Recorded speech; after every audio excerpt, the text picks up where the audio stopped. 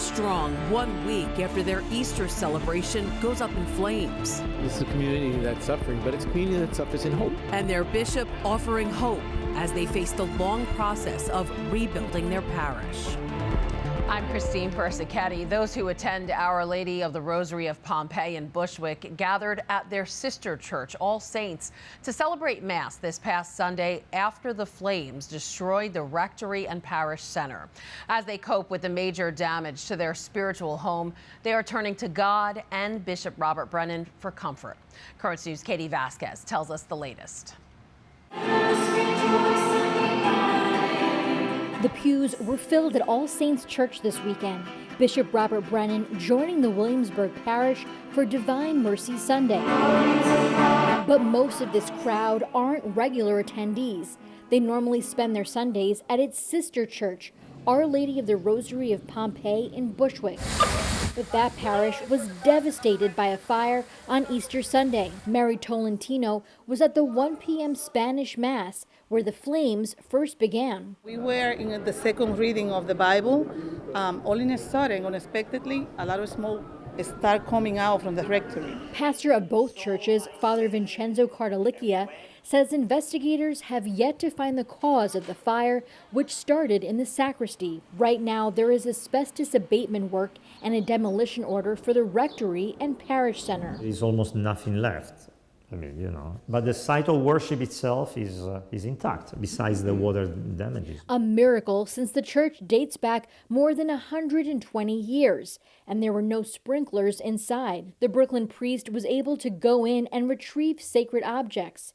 But one important item remains inside. Something that is expensive can be substituted, with something else, but the records, the baptismal records, they go back to 1902. As crews sort through the broken glass and charred wood, parishioners will have to worship at All Saints until further notice. We offer our special prayers. As Bishop Brennan consoles the devastated community, he reminds them that while the building may be gone, their faith remains. In a church fire, buildings are destroyed, and we see, that all things in this world are passing. But what's constant? Our faith in the Lord Jesus and the power of his resurrection. And many say they are hopeful for the future. We are concerned about our parish, but then he gave us that, that hope. The tougher the circumstances get, the more we should be together. Katie Vasquez, Currents News.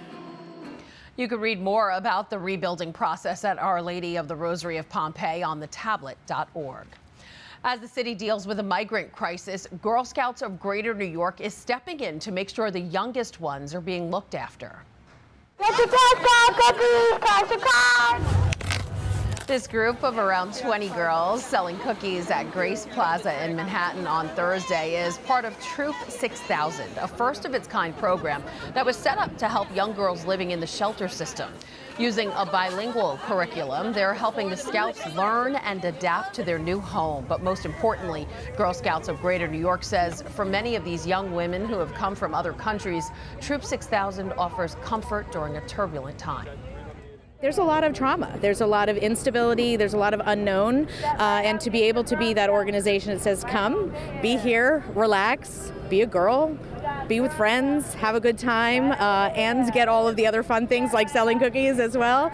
It's the way you can just, embrace and to ensure that there's some stability and normalcy. Like friendship, we have a good relationship with the other girls. I was really nervous at the start, but when I made new friends, it was making my nervous level go really down. Since this troop started 7 years ago, it has served more than 2,500 girls and young women. Violence against migrants was listed on a new Vatican document that names threats against human dignity. This list, released Monday, also includes abortion, the death penalty, gender transition surgery, surrogacy, war, sexual abuse, and human trafficking. The Holy See has been working on the document called Dignitas Infinita, or Infinite Dignity in English, for 5 years.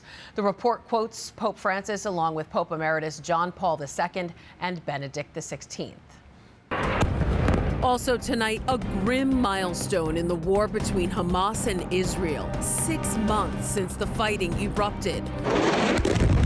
Calls for a ceasefire going unanswered. Gli attacchi e le armi si fermino, per favore. Right now, a look at the pleas for peace on Currents News.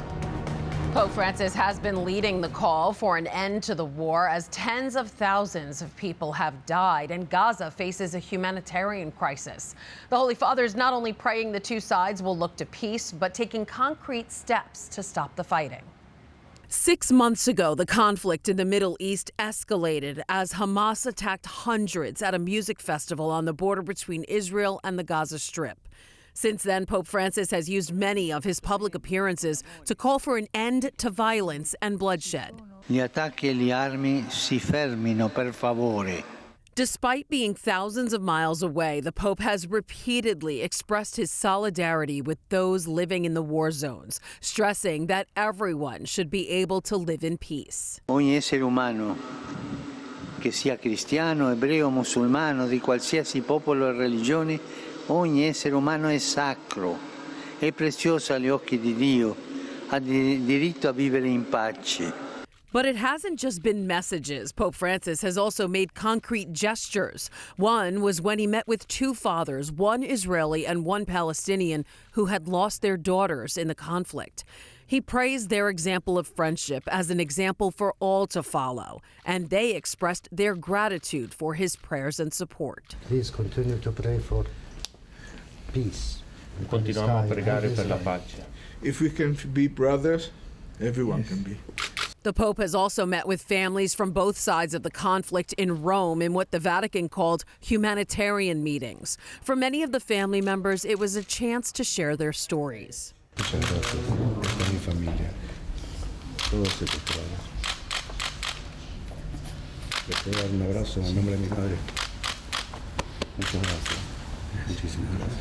Even on Easter Sunday, the Pope did not forget those in Israel and Gaza who are celebrating the Easter season amid the loss of loved ones and as war rages on around them. And he especially remembered the children. Non permettiamo che le ostilità in atto continuino ad avere gravi ripercussioni sulla popolazione civile, ormai stremata, e soprattutto sui bambini. Quanta sofferenza vediamo negli occhi dei bambini. Hanno dimenticato di sorridere quei bambini in quelle terre di guerra.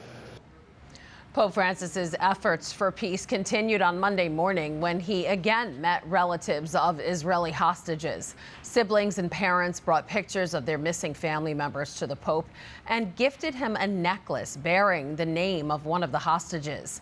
At least 130 people are still being held by Hamas. To keep up with the war in Gaza and the Pope's pleas for peace, just follow Currents News and the Tablet newspaper. And finally tonight, it was all everyone could talk about as people donned their special glasses and turned their eyes to the skies for the total solar eclipse Monday afternoon. That also included students in the Diocese of Brooklyn who not only got a hall pass to head outside and see the celestial phenomenon, but they made special hats and took part in lessons to learn about what exactly they were seeing. Which, for anyone wondering, is the moon completely blocking the sun. It started in Mexico, making its way through the United States and Canada. 15 states got the chance to see the full eclipse, which lasted up to 4 minutes and 28 seconds in certain spots. Pretty cool. And before we go, just a reminder, if something special is happening in your parish or school, you can send it to us and possibly be on our program. Just email us at newstips@desalesmedia.org. You can also call us about stories at our 24-hour number. That's 718-517-3122.